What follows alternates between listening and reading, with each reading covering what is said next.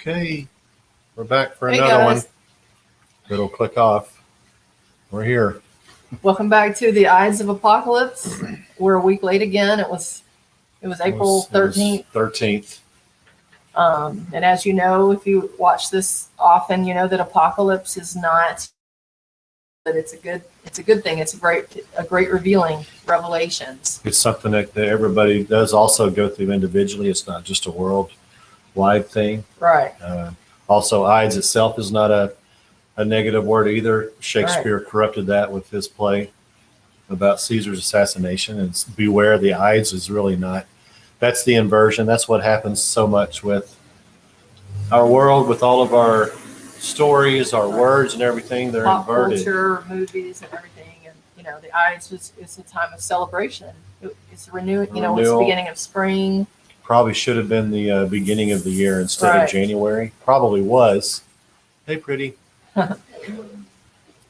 Probably was the beginning of the year until they messed with our calendars. Right. Because it makes sense also with spring and new life, and also in some traditions it would be a time of debt forgiveness. Right. Just giving people a fresh start and just positive things. All good stuff. So, to this time I named this one State of, in parentheses, Police in America. I probably should have said North America and maybe just the Western world too. Yeah. It just seems when we look at different things in history and look at it again with a new eye and a new, and how we all kind of go through the same things, collectively, all at the same time, whether it be like, the same over the world, this, pandemics, all these things, when we talk about the state police, which we'll get and how they formed and what they were really formed for. It wasn't just here that was happening. And it's just like, and it seems like it's the Western world that's on the same page. I always like to show this meme over and over again. Yeah. Why did it do that? There it is. So to delay. So the international community you always hear about, and basically it's the so-called Western nations, and they're on the same page on a whole lot of things, and it goes into the CDC back all the way to the 50s and just other things. State police, our militaries, our politics. Yeah. So many of the nations on the same page, which I don't think is the right page to be on. Right. But we're going to get into the state police and why they were formed originally, starting with Pennsylvania, really. Right. The Pennsylvania State Police. And, one of the reasons that we're talking about this, it seems like in law enforcement, there's so much redundancy. We have, you have your police departments, you have sheriffs, you have your state police, highway troopers, the highway patrolmen, you got your FBI. There's a lot of redundancy, and if the state troopers or the state police disappeared tomorrow, would we miss them? I think there's a lot of three-letter agencies. Well, and I got an idea about looking at state police and the formation of them and why they were formed. Some weeks back, a month or so ago, I started talking to Yvonne, going, why? I wonder why, because we're going to get into H. Norman Schwarzkopf Sr., Storm and Norman's dad, here in a little while. Right. I've always wondered about the real Hey, Kathy. reason for it coming up and stuff. And let me see. Kathy's on. I wondered did everybody receive this well, the formation of state police? No, and I don't think that they did. And that's why. And then what really piqued my interest was one night I'm just flipping through the TV looking for something to watch, and I came across The Defiant Ones, a movie from 1958, and it's black and white, and it's a movie about two convicts that are chained together that escape from a transport bus that wrecks, and it's Tony Curtis and Sidney Poitier, and so it's a black and a white, and they hate each other, and there's even a scene in the movie where the governor doesn't seem, or the warden doesn't seem too worried about catching them, because they'll kill each other before you catch them, is what the message got to the sheriff. But in the scene, when I flipped to the movie, the scene was on where this state trooper, the state captain or whatever, was organizing the posse and talking to the men and talking. He had his sharp uniform on, and he was well, I can just let you watch it. They're kind of mocking this guy. Yeah. Where's the share screen? We don't have producers like some people do, so it's not as quick. Isn't it like this? Isn't it like? It's changed. I think it's changed since we did it last. Well, we don't have to show it. I kind of wanted to show that because they're mocking the state trooper, the captain guy. He's up on his horse barking stuff and telling them what they're going to be doing with this manhunt to get these fugitives. And while he's turned around, the sheriff and this local reporter that's a friend of the sheriff's are kind of making faces and mocking, saluting the guy. Right. And then when the guy finishes his little speech to the men, to the posse, he turns to the sheriff. All right. And then he goes, deploy. All right. Well, using some of his own terms. Way back, they didn't even have uniforms, and there was a lot of controversy over whether they should even have uniforms. And you'll notice with any of these in law enforcement agencies, Hollywood is heavily involved in changing or creating the myth surrounding them. And while that one was kind of mocking, Highway Patrolman, which was on from 1958 to 59, it's just pure propaganda, just making them look really all the bullet points important, and we've got to have them, to protect us from, prisoner escapees who might kidnap children on a bus. That series was like the most popular series at the time, but and we know that just like with the CIA and the FBI, they work with Hollywood. They have actually like that's their job, is to make sure they portray them in a positive light. The same thing happened with the state troopers and the highway patrol. I think Chips with Eric Estrada and what's his name, John something. Yeah, I can't remember his name. John Wilcox. Yeah. So the first four, I think, state trooper or state police formed were, the first one I believe was Pennsylvania around 1905, and they were formed. The governor wanted their laws enforced statewide, but it was mostly to be strike breakers, basically. Right. They were formed to take over the coal and mine police. Yeah.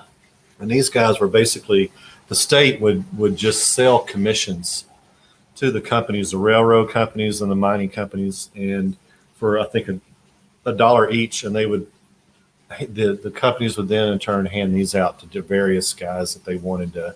A lot of them were thugs and probably felons themselves, but they broke these strikers up and went into their camps and harassed them and stuff. So the state police. That's basically why they were created. That's why, and it wasn't to protect people because crime was on the rise. Well, because then later on, when they start focusing on the highways, is because there's a really big problem with automobile theft. Right. And they use that to expand their powers and get bigger, and which I find suspect. Yeah, I wonder how many. Back cars when people didn't have, not everybody had a car. They had car theft. And this is in the 1920s when it starts to pick up. So like now how a lot of crimes and stuff are instigated by law enforcement authorities themselves. Like you read about all these things that happen where they were informants or assets. Well, it's the Hegelian thing, right? Yeah. I mean, so it just makes you wonder, was that what was going on back then? Create a problem and then fix it.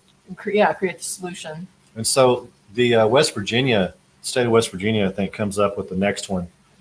And then New Jersey's not far behind in New York. And so Right. it's, of course, it's mostly northeastern areas. But West Virginia started it because their state police, because they had a problem between the coal mining companies, Right. because a lot of coal in West Virginia and their employees. So they were mainly formed for strike breaking then. Right. Too. You'd have these, workers' uprisings, and then you'd have the state police come in. In some cases, they would replace the workers, wouldn't they? In some, like I know on some, I think even the RCMP, we'll get into the Royal Canadian Mounted Police later too, is that they actually used them as employees, Right. the state police. And so, they were just allies of the big corporations that were Right. trying to get, it was supposedly formed to protect the, not what they in fact did. Right. And so along with the New Jersey State Police being formed around 1921, we can go ahead and get into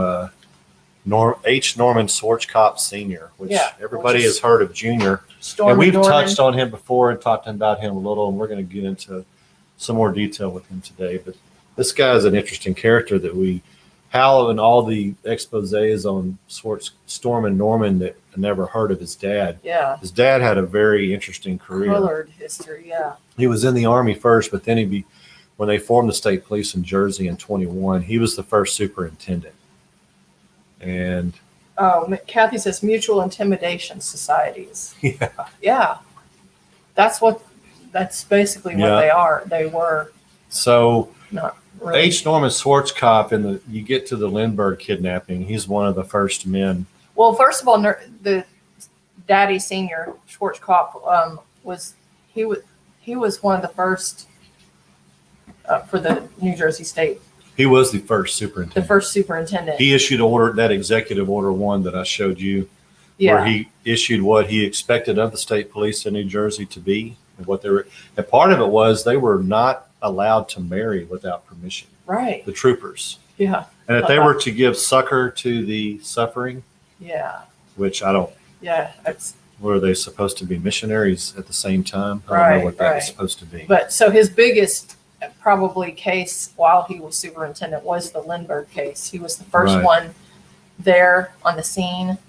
And he was involved there was a governor in New Jersey that was accused of interfering with that investigation of this thing and like shutting down certain avenues of investigation.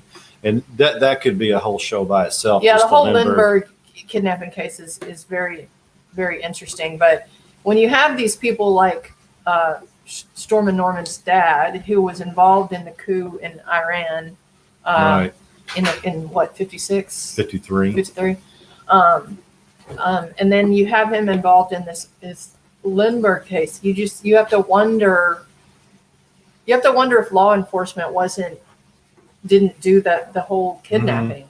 Yeah, well, there were some oddities about that Lindbergh kidnapping that they were able to match up wood to some place where they used to build the ladders and stuff. And yeah, but what they tried and convicted the guy that did it, Bruno Hauptmann. Yeah, they tried and convict him and executed him. Another low IQ Pat.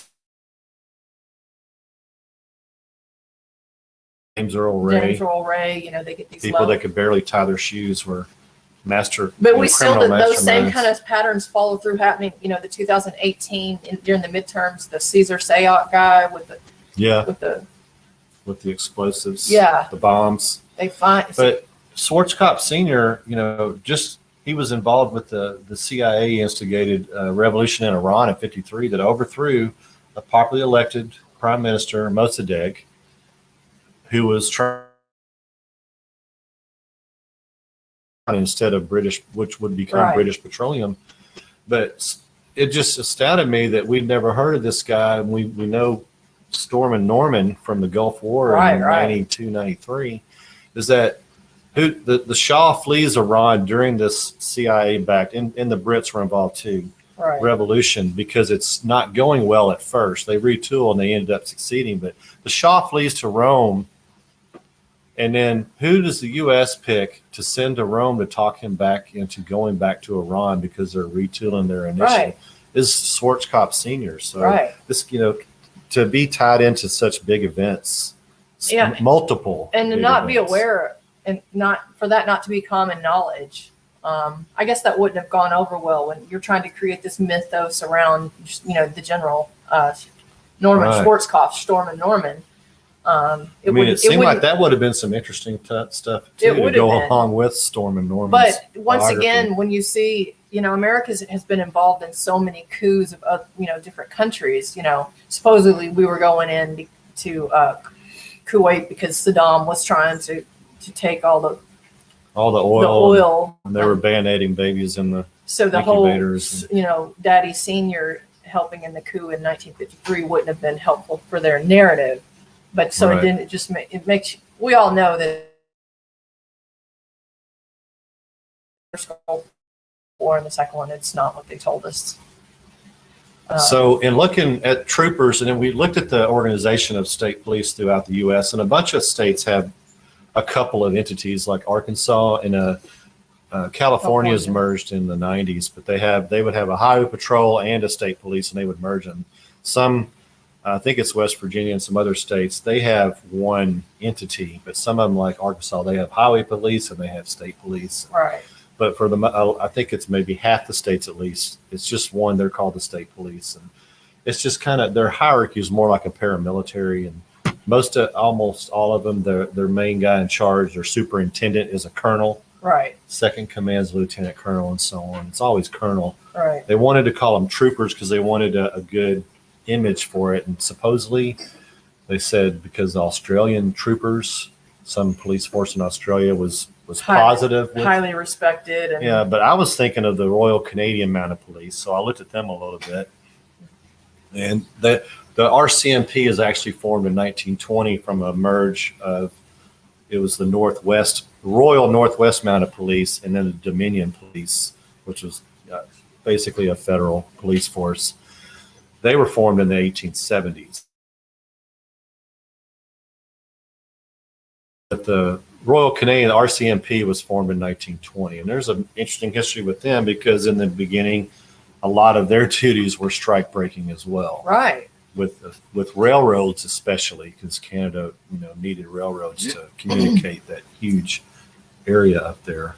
Right. But I looked into more of the RCMP, and you see failures of the RCMP, and much like recent years here with so-called mass shooters and being known to the FBI years prior to them doing anything. And there's stuff like this with the RCMP as well. Yeah. And that's when I show that meme about, the Western world being all on the same page, it seems. Right. Not a good page. No. And so we found, I had never heard of this, and this happened in 2020 in Nova Scotia. And this man named Gabriel Wortman, basically a day and half a day, April 18th and 19th in 2020, a month into the lockdowns, went on a shooting spree, setting fires all over the place in Nova Scotia. He killed 22 people before he was shot and killed by the Royal Canadian Mounted Police. But the ineptness of the response to this, and this guy had history, and there's some really interesting stuff toward the end of this story. But it was a 13-hour crime spree, went overnight, and this is in the middle of lockdown. And I'm thinking in Canada and Nova Scotia it was pretty tight. Yeah, not a lot of people out. A lot worse than it was here. I wouldn't think that the local constabulary and the RCMP would be covered up with other things. It took them a while to respond. They didn't warn people when it was going. They didn't even warn them heavily enough at first. Right. But this thing was awful. He impersonated an RCMP guy. He had an old cruiser that he had restored. Right. He had partial uniform, they said. He had a couple of rifles, a couple of handguns. And of course, this thing was used to pass gun control law, ban like 1,500. Is it 1,500? Yeah, 1,500 types and makes or something like that. But this guy, he poured gasoline all over places and set them on fire. He started out killing people he knew, but then he started randomly. Right. People were at the wrong place at the wrong time. But I couldn't believe that we didn't hear about a 22 murder crime spree. I guess the COVID pretty much was dominating. And of course, they tried to blame this dude was stressed out because of the COVID stuff, because his business had to had to shut down Right. because of the lockdowns. But what was it we were But the initial the response from the police, like they didn't use the alert system. Yeah, they didn't. used Twitter and Facebook to warn people, but they didn't even get very specific about what they needed to be worried about. Right. And then plus they said that there was not good cellular reception in the area. Plus it would be a lot of older people that would not be on these social which media. is what their reason for not doing the alert system. And, they had a plan in place because there had been a mass shooting, 20 or so years ago. Yeah. And they had these response teams in place, and it was a mass shooting that had killed 14 people. Failed horribly. And so you have these, the RCMP, these elite, supposedly prestigious law enforcement agencies, and you look at in the aftermath of this, it's like, what good were they? They weren't. And then there's the whole idea of whether this guy was one of because he was known to them before. theirs. And when we go to the end of this story, it was over 13 hours. The RCMP officers, a couple of them, fired on one of their own. They mistook him for the guy they were looking for. Mhm. At least they only wounded him. They injured him. And then He also killed an officer. He shot one officer who was meeting another officer somewhere. He shot him, wounded him. He took off. Then the workman got with the officer, came upon the officer he was meeting, killed her. all right. And the only until the end when they finally shot Wortman, which when they cornered him, he was about to shoot himself anyway, Right. but they did it for him. But this guy had past charges, guilty of assault in 2002, had probation, ordered anger management. He was involved in civil lawsuits regarding properties. And then some of his records were scrubbed, Yeah.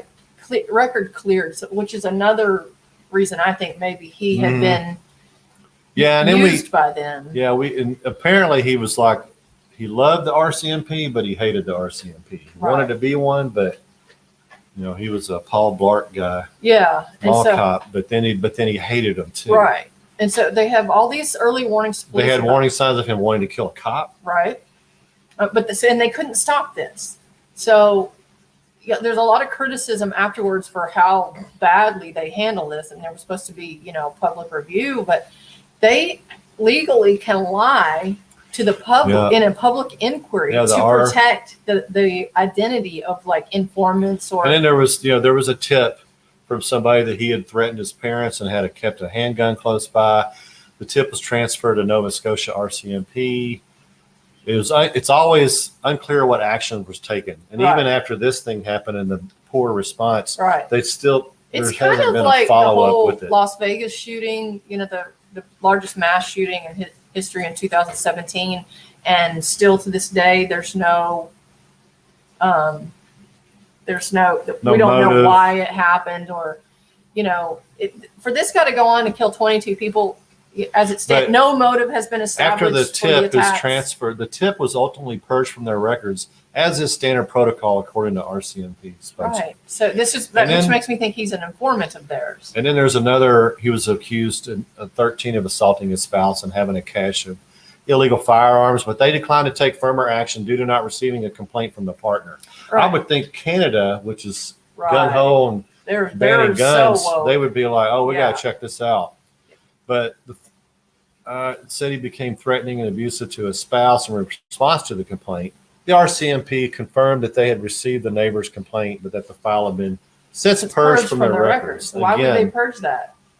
He's one of theirs. And so no motive has been established for the attacks. They said over 25 units of the RCMP were involved in the investigation, along with Halifax Regional Police. Well, that was another thing I meant to mention sooner at the beginning of the RCMP bit, is that going back a few decades, the RCMP started this, subsidized contracting for all the provinces, so that the federal government in Canada pays for 60% of the police duties of the RCMP, and the local municipal or the province pays 40%.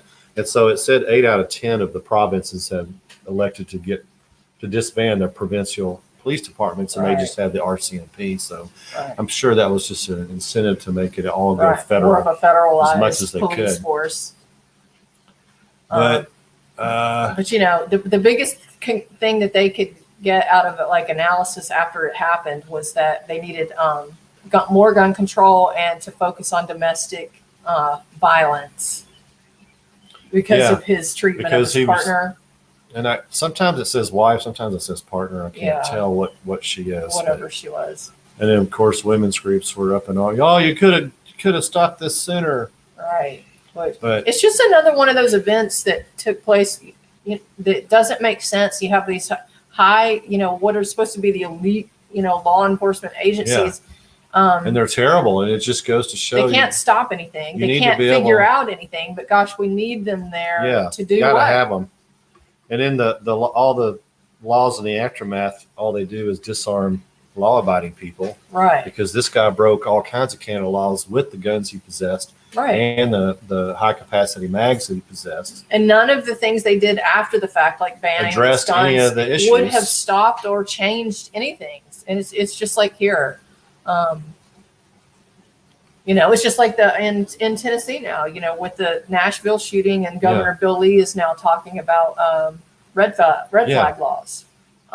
So you just have to wonder, with all these law enforcement agencies, the state Different police, countries, and it the doesn't different matter. events that happen, and how there's never really a resolution or we never get to the bottom of why something No. happens. And it just makes you wonder: Are they creating all Problem of these events to reaction solution over and over again. justify their existence or whatever? So a narrative to continue forth with gun control. And then this is the great allegations denied by the RCMP. It said the workman having ties to organized crime and being a confidential informant for the RCMP. And of course, the RCMP, they deny having any all this prior stuff. association with Wortman, saying his recent behavior and stockpiling activities were driven by paranoia about the COVID-19 pandemic. Something was interesting to me about this, though. Oh, the fact that they can legally lie to a public inquiry tells me what they're saying RCMP right there is just one big lie, because they can do that legally. The RCMP operations manual authorizes them to lie to the public and government outside of a court to protect the identity of Leonard. confidential informants and sources. Um, And it says that, so, they tried to pin the RCMP down on some things, because then people were saying Wortman was running a drug ring. He was importing drugs from Maine. but if he was running a drug ring, he's doing that for the RC. And- They're using him. Yeah. Well, especially since it's going over the border. Kathy says, why don't they release the Nashville Shooters Manifesto? Oh, that's Because it doesn't fit what their they narrative. which I'm wondering, I wonder with things like that, is there a manifesto? Did they put Right, that out right. just to feed us? Well, and just FYI, to Kathy, direct us into some kind of, and Kathy and Leonard, I don't know. Leonard, I think you're here in Tennessee too. I don't know if you know this, that Bill Lee was really good friends with two of the teachers that were killed in that shooting, and he was supposed to have dinner with one of the teachers that night. And I started wondering after I found that out, did this happen because they want to send a message to Governor Bill Lee? We want the red flag laws. And so was that why this was done? And like the guy the trans person that committed the shooting, is that another patsy that they used? They know he's mentally unstable. They provoke him. They instigate, I don't know, to go and do these things. I just don't trust anything about anything anymore. but it just seems like the pattern repeats, and no matter what Western country you're looking at. Oh, that was Leonard that said, why don't they release? Oh, yeah. Okay. Which, like I said again, it goes to, is there really a manifesto? Right. Are they steering the argument into this area to keep people off of something else? Right. Well, we do know if the manifesto was written in a way that would further their narrative, it would have already been released, whether it was fake or not. I can't remember where it was, but were pinning down the RCMP on stuff. And then it came again, the RCMP is permitted to lie In a public inquiry. in a public inquiry I to just wonder, protect what do you bet informants that ours are allowed to lie too? Mm-hmm. And that, you know, that Smith-Moot Act stuff, that Yeah, 2010 or propaganda. 2012, where that supposedly it said now it allows it to lie to domestically. To lie to not us. just- So, But I'm like, they always were doing it anyway. they were. I just think They it just was legalized it. But then, what's the point of a public inquiry if you can lie? What's even Yeah. the point? No, it's Yeah. So it's just one of those things where we have all these different law enforcement agencies. You know, the DHS was created after 2001. There's so much redundancy. well, in the name, it's another inversion. Homeland Security is what this thing is called. Homeland, yeah. And it secures something. But it's not the it's homeland. not the people. It's not us. It's all corrupt. So, Well, and we know that. I don't think it's. I think it's sad that a lot of people don't see it or know it. I think I like this age because I think it's exciting and seeing right. being able to see stuff anew and And relearn history. Right. And so when you're looking at like the Nashville shooting, and when you watch these events happen and then pay attention to what the media starts talking about afterwards, whether it be gun control or, whatever it is, be on the lookout for them creating these new. Well, after the Nashville thing, it was it got everybody to accept somebody being trans. Right, It was just right. trans. Right. It wasn't about any victims really. Yeah. It's like these stories are there, and I call them stories because of that book that I read called Silent Weapons for Quiet Wars, where future wars the current wars will be fought by shooting situations instead of shooting bullets. So, they can State Highway Patrol has quotas to meet each month. And so they can create events to justify their existence to further a narrative, or events can happen that they can use for their, steer. They never let a good crisis go to waste. So whether they create the crisis or whether they just capitalize on the crisis, you can look at these with open eyes and just, we may never get to the truth, but you can know that what they're telling you is not. Leonard says harder to believe what the media is telling people. I would just every time, especially when every media is on the same page, that's when you just step back and go, what are they trying to really say? That's when your red flags go up, which they did for all of us. It's just like with the COVID stuff. It wasn't just media. It was all politicians, both sides. It was influential people on Twitter. Influential. It was freaking movie stars. Remember they had all the videos, the redoing the song Imagine with all the different guest people, they used music. They had some really good videos. They were every time there's music involved too. Kathy says revenue collectors on wheels. Yeah. That's true. Because I think it's the state. Are they the ones that collect, do the, where they can take your property, they can take your stuff when they pull you over if they think you're suspected. Oh, that's there. I mean, the sheriff's department will do that too. Oh, State police. That's all of them. Yeah. They'll forfeiture laws. Yeah. You had a lot of cash in your car and you're not even doing anything wrong, but they find it, catch it. You don't even have to be convicted. They'll seize it. But just thought it was interesting with the history of state police starts with the state of Pennsylvania to be strikebreakers. And then West Virginia, I believe, is next, and they're to be strikebreakers. Right. And so. And then that was not just happening here, it's happening in the UK and Canada, Australia. And then the RCMP, they always get their man too, I think was a thing.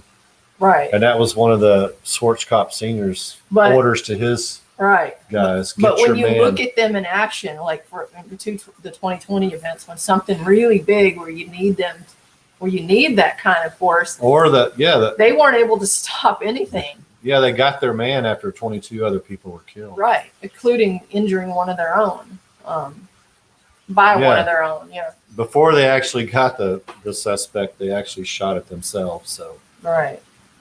And they were just helping the railroads at the start of theirs. They were helping the railroads. Yeah. So we just like this time and age. Where you can question everything and wonder how it all started, because we have all these things that are established now. And they have a mythos about them. They have right. But if you look at how they were created, and if the state troopers, highway patrol, if they disappear tomorrow, would we be all right? Yeah. Every mass shooter has been on FBI radar to hit too. All right, so which makes you wonder. They're always known to authorities. It's not Right. Are they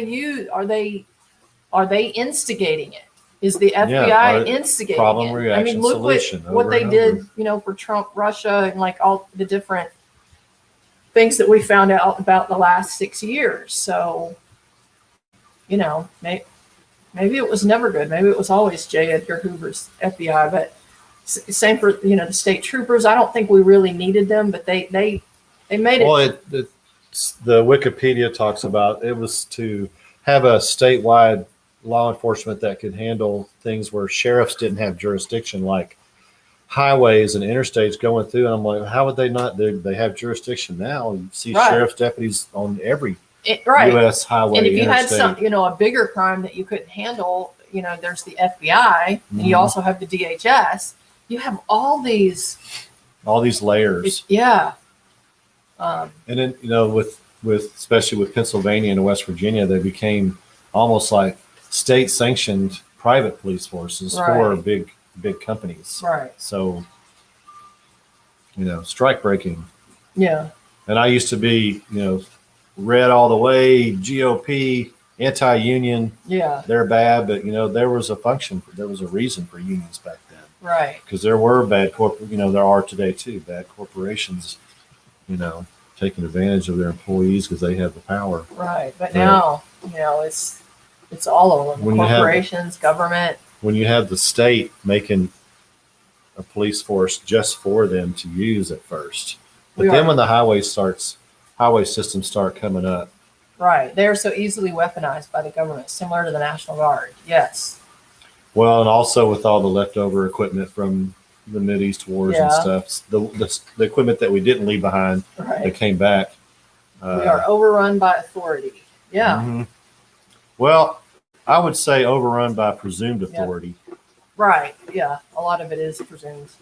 Yeah, like Uh-huh. definitely the case we become used to obeying silly laws. Right. We become used to ceding our own authority Mm-hmm. to so-called authority. Right.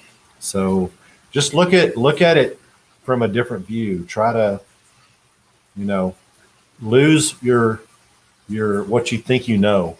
Right. And that's what we've done because Right, we because love history. Because everything we've been told is a lie. So I don't think people really understand what that means when they say everything. Because, you know, some things, there's some sacred cows people don't want to touch, and I won't go into those, but it's like Yeah. literally everything. Everything. So And people, why would they lie? That's true. Why would they lie? Well, Huh? people lie because they Because they want to can. control things. Well, They either want to control you or a narrative or something. money or power or whatever. Yeah. One true authority. Yeah. And that's that through that authority, we are made in the image of God. Right. And I'm working on this I want to understand more and more about what it means to be in the world, not of it. Right. And I still don't have a full grasp on that, but Yeah, I we want to get there. Struggle with it, but Part of it is to, lie about, thing about liars is you don't trust something just because you like what they said, Right. because they've lied in the past. Right. So you need to just relook at everything, have fun with it too. Right. Just be, question it. We are sovereign. Yes, we are endowed by our Mhm. creator with certain unalienable rights, and that's amazing. So that's all we have for this one. I don't know what we'll do for the next one. we still but- got to take Toronto Jew Bears Oh yeah, thing sky. about the October sky. We need yeah. I still need to look at that. Yeah, And then we always have this at the end too. yeah, We've started having this is, for we wrestle not against flesh and blood, but against principalities, against powers, against the rulers of the darkness of this world, against spiritual wickedness in high places. And so this is spiritual battle. So that's, I think part of that about God and Jesus saying throughout the Bible, fear not, do not Right. fear not. When angels appear to people at important times, yeah, they start out by saying, don't be afraid. Right. Maybe because an angel could be very intimidating, yeah, but it's God is constantly telling us not to be afraid. right, It's hard to get there because especially you have kids and Right. you have family and people you care about. but just know that it is all in God's hands. So Right. fear Totally not, is. fear not. But thank you, Kathy and Leonard, and share this. We're heavily censored on Twitter and Oh man, shadow banned, yeah. so We get 30 views per thing now instead of 2,000 or 10,000. Periscope was. I hope they bring Periscope back, but We who used to get a knows? lot more views, Stranger a whole lot more. things have And happened. actually, when we first started doing the YouTube, transferred to it when they shut down Periscope, Yeah. the first one got 900 and something Oh views, yeah. and then it went down to 50. Yeah. So they That's figured all right. this out real quick, but that's cool. So the ones that need to see it will see it, Right. and we'll go with that. Right. So But- until next time, June 13th. I mean, May 13th. May will be the 15th. The 15th, Is actually yeah. the 15th. Okay. Why is comments not coming? Show me All right. comments. I will see y'all next time. Thanks, guys.